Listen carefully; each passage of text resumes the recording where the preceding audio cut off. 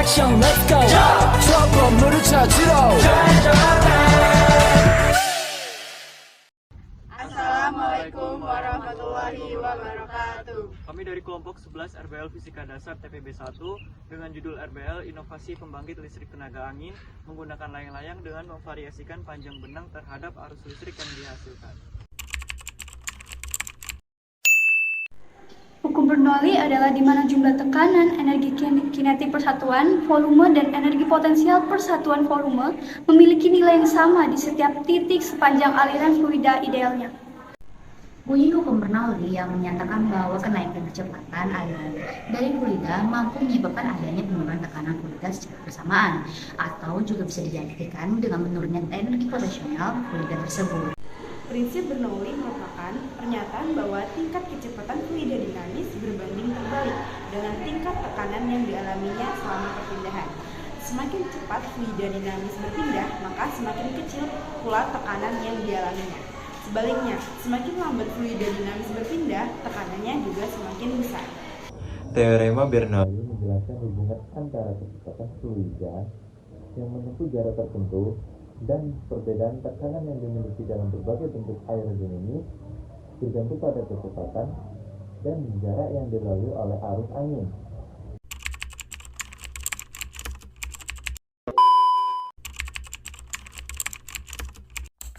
Alat dan bahan yang kita gunakan adalah tali tambang, plastik layangan tipis, bambu, dinamo, lem tembak, kabel tembaga, lampu kecil, garpu, dan baling-baling.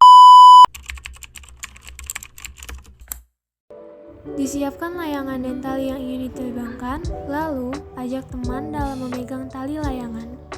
Dilepaskan benang dari gulungannya sepanjang 25 atau 50 meter. Dipastikan dan kecepatan angin. Lalu, diberi isyarat kepada teman untuk melepaskan layang-layang dan dilepaskan benang untuk membuat layang-layang mengangkasa. Fenomena yang terdapat pada layang-layang ini memiliki keterkaitan dengan hukum Bernoulli. Dalam konteks layang-layang, peningkatan kecepatan aliran angin di atas layangan dapat menghasilkan perbedaan tekanan bagian atas dan bagian bawah layangan. Perbedaan tekanan ini dapat menciptakan gaya angkat yang membantu layang-layang naik ke udara. Layang-layang modern ini dirancang dengan profil aerodinamis. Namun, meskipun efek Bernoulli memainkan peran, penting juga untuk mempertimbangkan faktor lain seperti sudut serangan dan bentuk layangan dalam merancang layang-layang yang lebih efisien. Gaya angkat L sama dengan koefisien gaya angkat CL dikali luas permukaan yang diproyeksikan A, kemudian dikali kerapatan udara R, dan dikalikan setengah kuadrat kecepatan angin, V. Demikian pula dengan gaya hambat D sama dengan koefisien gaya hambat CD dikali luas permukaan yang diproyeksikan A, kemudian dikali kerapatan udara R, dan dikalikan setengah kuadrat kecepatan angin, V.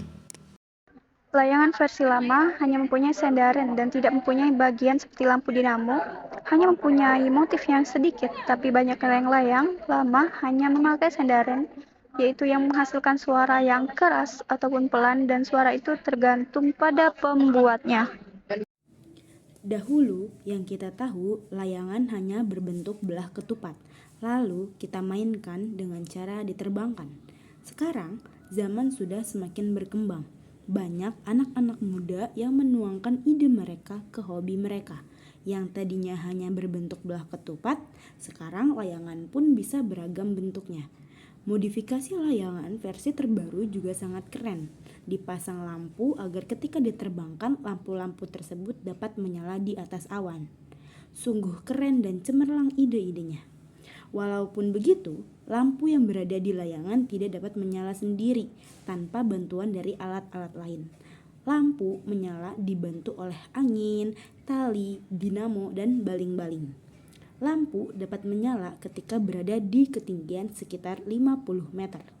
Untuk itu, layang-layang harus terbang tinggi, kemudian mendapatkan angin yang stabil, lalu angin tersebut memutarkan baling-baling dan dapat menyalakan lampu yang ada di layangan. Setiap masing-masing Alat pasti ada kekurangan dan kelebihan. Kekurangan dari layang-layang ini adalah pada lampunya yang kurang terang dikarenakan panjang tali yang dapat mempengaruhi terang atau tidaknya lampu tersebut. Pada tali 25 meter, lampu menyala dengan terang, sedangkan pada panjang tali 50 meter, lampu menyala dengan redup.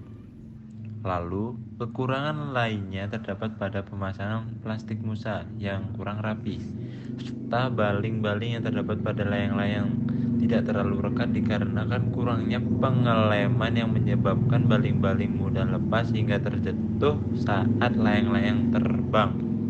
Kelebihan pada alat ini adalah alat dan bahannya yang mudah didapat dan dapat mengajarkan kita untuk lebih kreatif lagi dalam memodifikasi permainan zaman dulu. Bahan yang digunakan pada percobaan RBL kali ini adalah menggunakan bahan plastik pada layang-layang agar layang-layang dapat tahan air ataupun angin yang kuat. Sebab jika menggunakan kertas minyak yang banyak dipakai oleh orang-orang, kertas akan mudah terkena air saat hujan atau angin yang kuat dan menjadikannya mudah robek. Itu juga akan menyebabkan kerugian. 트레저와 함께 달려 Ready for action, let's go 저거 물을 찾으러